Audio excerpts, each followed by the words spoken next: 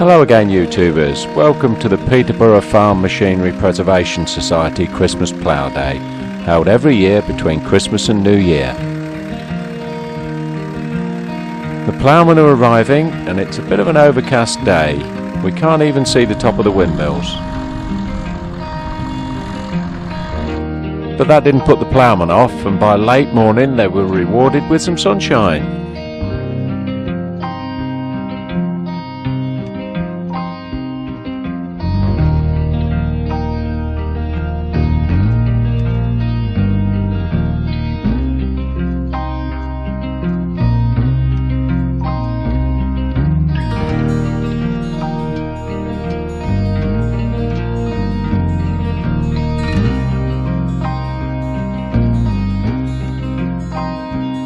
If your plough's not bright, this soil can be extremely difficult to plough. The first thing you need to do is clean the grease off. I hope you've watched my video on the history of the Standard Ford. This is quite an interesting tractor in that it's had a number of modifications, including this Perkins 4-cylinder engine. We're only a few miles from the Perkins factory here, so it's very much at home. It wasn't long before there was quite a bit of plough cleaning going on, as you can see.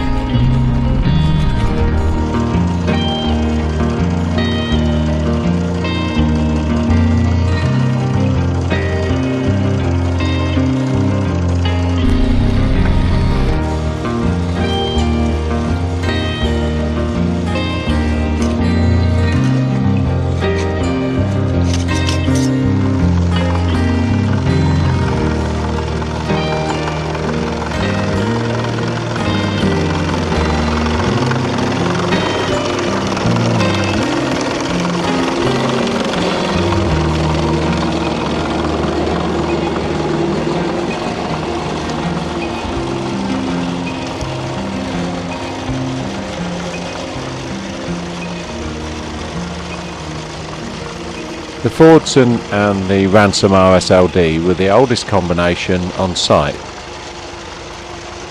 The great thing about a plough day rather than a ploughing match is you can bring anything you like and have a go with it and see how it performs, and I think this plough has probably not been used for a while, but it seems to be going reasonably well. We'll come back a bit later and see if they've got some skimmers on.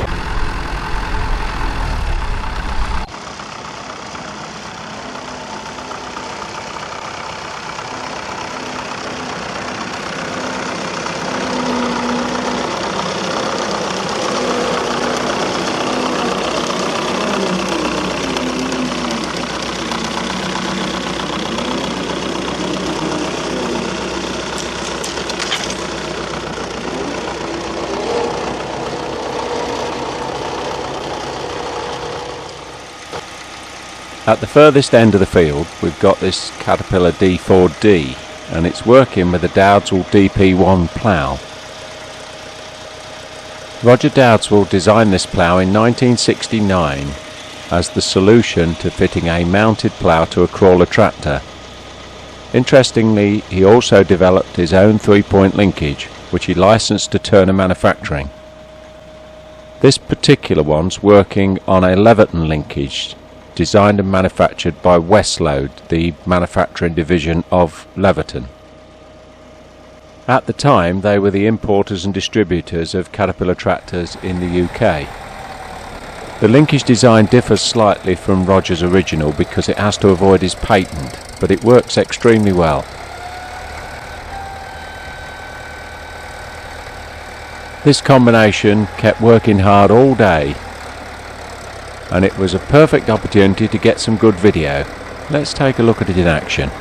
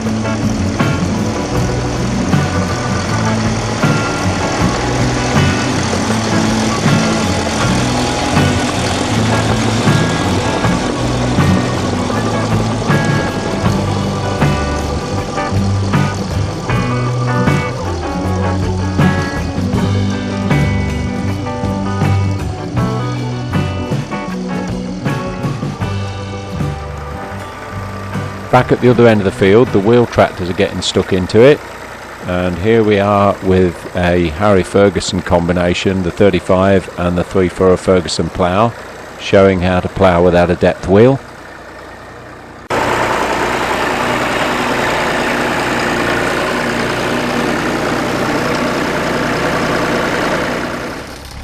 And then one of its main competitors back in the day, the Fordson Major with the Ransom mounted plough. And I'm sure the Ferguson salesman of the day wouldn't miss the chance to point out that this Fordson's running with wheel weights. He would be very quick to suggest that if you use the Ferguson system, you wouldn't need any extra weight.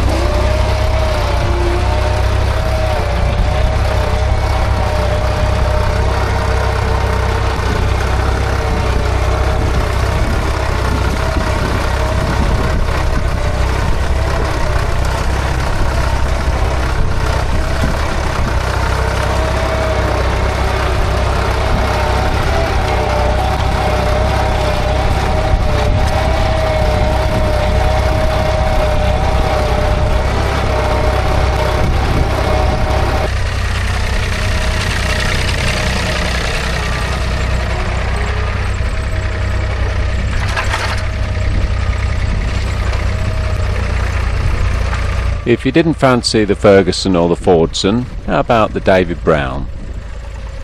This 880 Select-O-Matic seems to be going very well with its 3/4 mounted plough.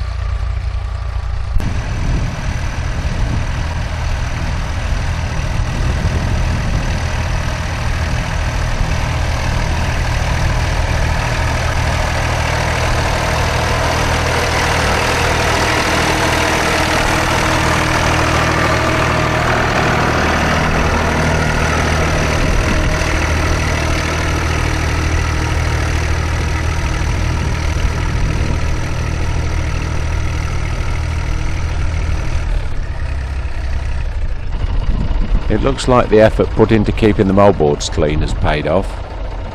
They're polished up nicely now and they're not sticking.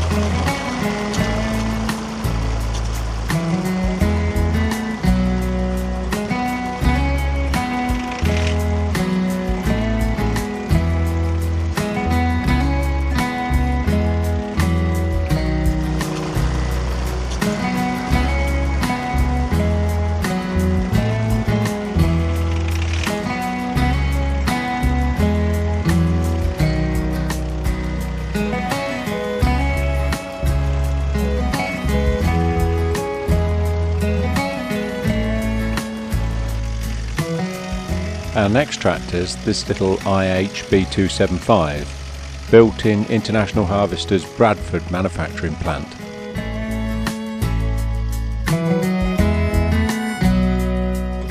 Introduced in 1958, it quickly became a popular tractor with small farmers. It came as standard with a differential lock, live hydraulics and a live PTO.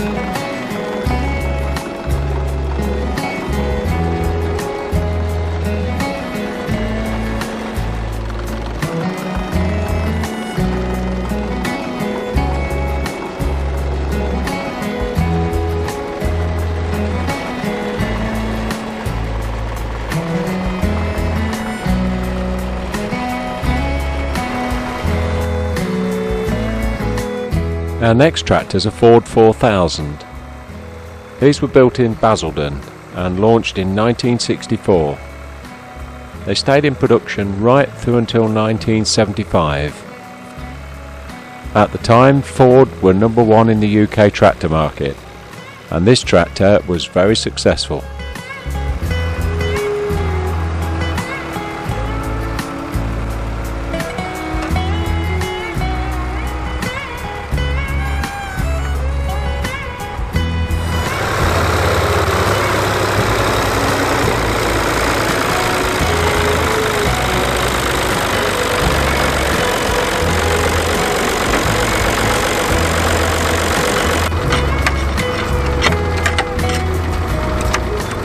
Done more when I get that end then, Dick. Oh yeah.